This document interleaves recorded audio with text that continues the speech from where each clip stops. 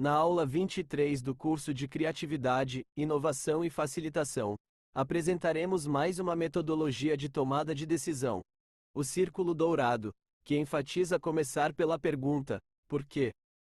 Nesta tela, temos um resumo da metodologia do Círculo Dourado. Nas próximas telas, iremos posicionar cada pergunta do Círculo Dourado neste diagrama de perguntas. Na metodologia do Círculo Dourado, começamos pela pergunta: por quê? Para definir a razão da existência, propósito ou missão da empresa. Em seguida, definimos os valores que regem o comportamento desejado, correspondendo à pergunta: como? Algumas empresas também definem a visão da empresa na pergunta: por quê? Como um elemento da motivação. Se considerarmos a definição de propósito, visão e valores nesta ordem, estamos aplicando a metodologia IDM no nível estratégico. A terceira pergunta na metodologia do Círculo Dourado é: o que? E não está presente neste diagrama.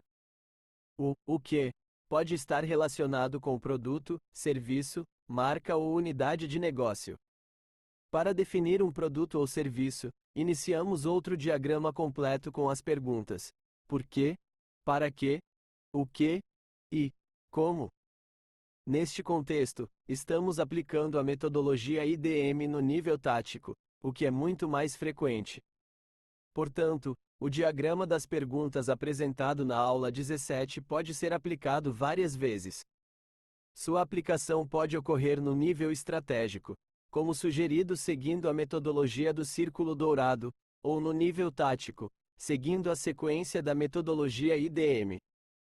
O IDM, na sua forma tradicional, é aplicado com mais frequência no nível tático. Encerrando a aula 23 do curso de Criatividade, Inovação e Facilitação. Nesta aula, apresentamos a metodologia do Círculo Dourado, que sugere a seguinte sequência: comece pelo por quê, depois como e finalmente o que. As perguntas por quê e como nesta metodologia referem-se às definições estratégicas de propósito, visão e valores da empresa, enquanto a pergunta o que refere-se à definição tática de produtos e serviços.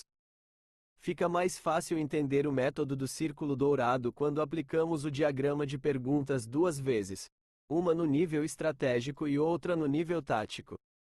Até a próxima aula!